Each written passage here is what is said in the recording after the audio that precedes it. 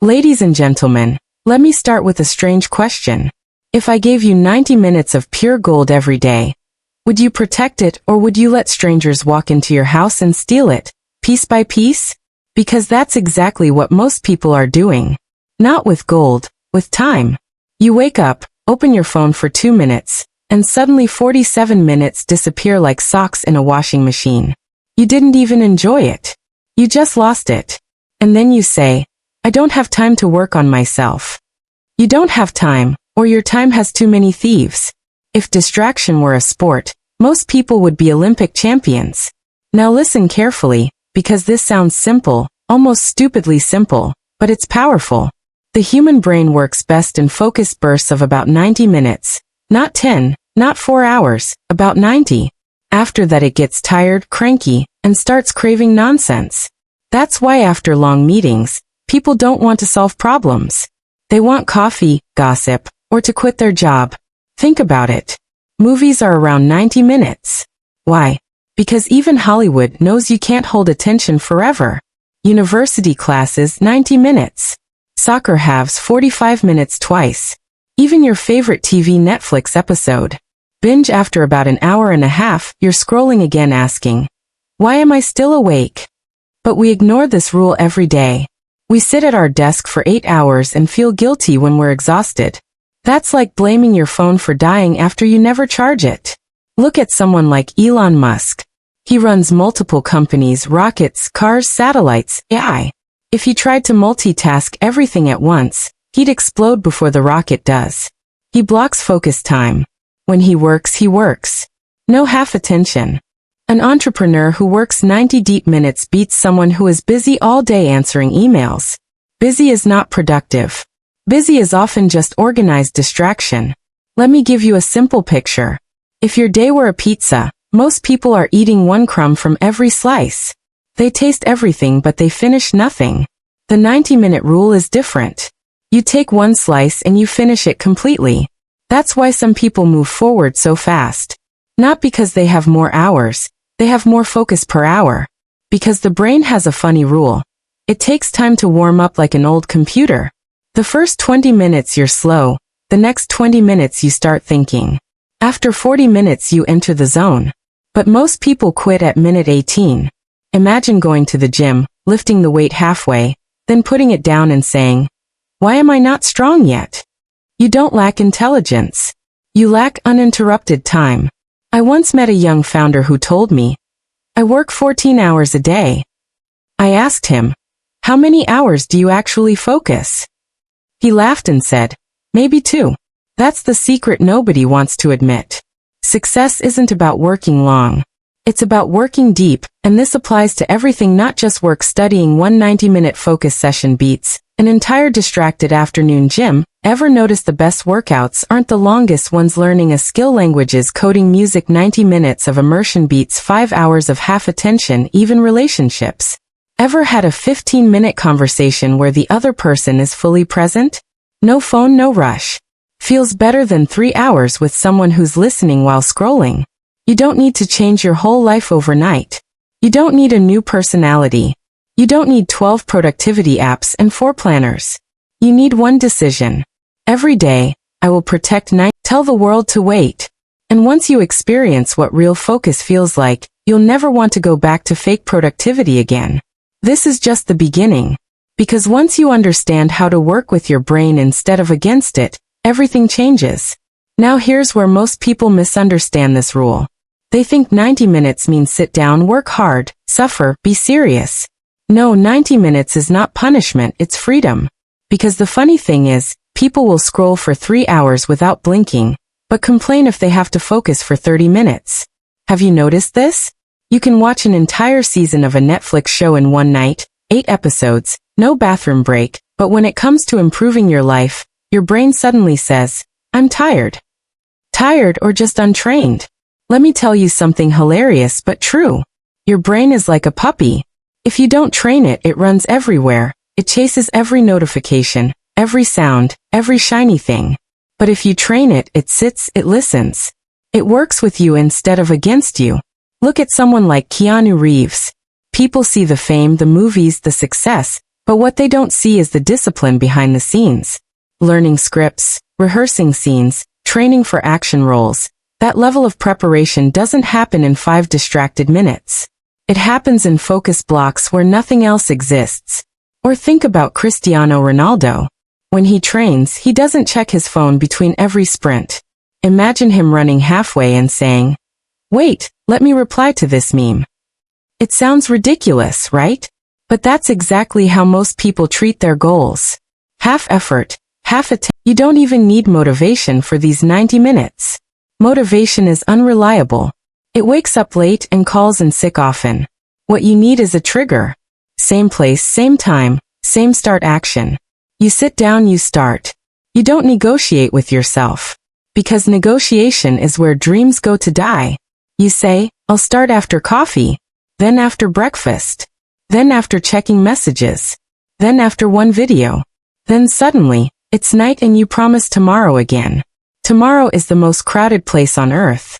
Everyone lives there. Nobody arrives. 90 minutes breaks that cycle. It says, "Not tomorrow now." For this block, when you control 90 minutes, you slowly begin to control your confidence, your direction, and eventually your life. Now here's where the 90-minute rule becomes even more powerful. What you do after the 90 minutes. Because most people think the magic is only inside the focus session. No, the magic is also in the break. And this is where people make a very funny mistake. They finish 90 minutes of deep work and reward themselves by opening social media for 5 minutes. 5 minutes later, they're arguing with strangers in comments, watching cooking videos of food they'll never cook. And suddenly their brain feels like it ran a marathon. That is not a break. That is a brain hijack. Think about athletes. When Usain Bolt finishes a sprint, he doesn't immediately run another race. He rests with intention. He walks, stretches, breathes. That rest is part of the performance, not separate from it. Bill Gates is famous for his think weeks. But what people miss is how he rests between intense thinking sessions. Long walks, reading, quiet time, no constant input. That's not laziness, that's maintenance. Here's the rule for breaks.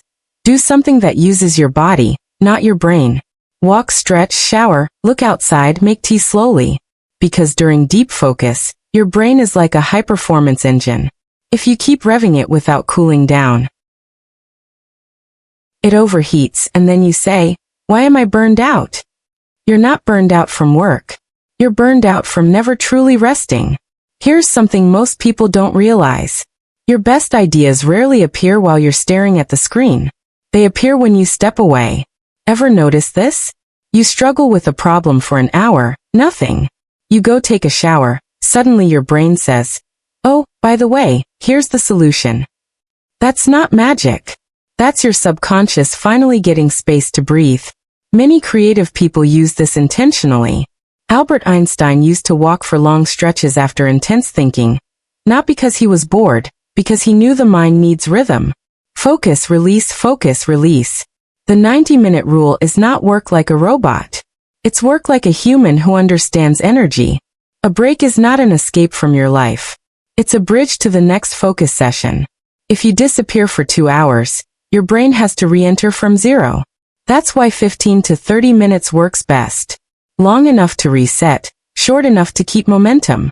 So after your 90 minutes, step away like a professional. Not like someone escaping a prison. You're not running from work. You're preparing for the next round.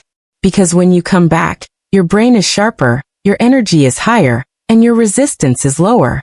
The cycle becomes powerful. 90 minutes of deep focus. 15 to 20 minutes of real rest, then repeat when needed. It's like lifting weights. The growth doesn't happen while you lift. It happens while you recover. And when you understand this rhythm, you stop feeling exhausted and start feeling in control. Now let's talk about real life. Because everything so far sounds great until reality shows up. You don't live in a monastery. You have messages. You have people. You have a boss who thinks quick call means 47 minutes. You have kids, noise, the 90-minute rule is nice, but it's not realistic for me. Good news. It is if you stop trying to make it perfect. First, here's the truth nobody says out loud. Your 90 minutes don't have to be continuous in one physical place. They have to be continuous in intention. A single mom I know couldn't get 90 uninterrupted minutes. Impossible. So she split it into 2 protected blocks, 50 minutes early morning, 40 minutes later in the day. Same task, same focus, no switching, same result. Perfection is not required. Commitment is. Next, let's talk about interruptions. You can't eliminate them, but you can control your response. When you're interrupted, don't mentally abandon the task. Handle the interruption, then return immediately. No wandering. No, since I'm already here, let me check something. That's the trap. A surgeon once said something powerful. After an interruption, he mentally restates the last step he completed before continuing. Simple but effective. It snaps the brain back into the task. You can do the same. Before you start your 90 minutes, write 1 sentence. When I return, I continue from here. It sounds small, but it saves massive energy. Now about workplaces that don't respect focus. Sheryl Sandberg blocked chunks of time labeled, no meeting on her calendar. Not to look important, but to think. High-level work requires silence. If you don't defend it, no one else will. And if your environment is noisy, use rituals. Same place, same time, same setup. Your brain learns fast. Ritual tells it it's time. Athletes do this before competition. Musicians before performance. You can do it before focus. One last example. J.K. Rowling wrote parts of Harry Potter in cafes, surrounded by noise. She didn't wait for perfect silence. She trained her attention. It changes it so slowly that one day you wake up and realize you're not the same person anymore. Because success is rarely loud in the beginning. It's boring. It's repetitive. It's invisible. It's like going to the gym for a week and checking the mirror every hour. Nothing changes. Then 3 months later, someone says, "Did you lose weight?" And you're like, "Wait, I did?" That's how focus time works.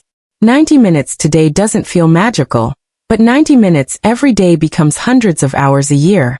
Hundreds of hours of skill, hundreds of hours of clarity, hundreds of hours where you are building instead of drifting. And drifting is the real danger. Most people don't crash in life. They drift slowly, quietly, one distracted day at a time. They don't notice because distraction feels harmless. It feels normal. But years later they say, "Where did the time go?" Time didn't go anywhere. Attention did. Look at someone like J.K. Rowling.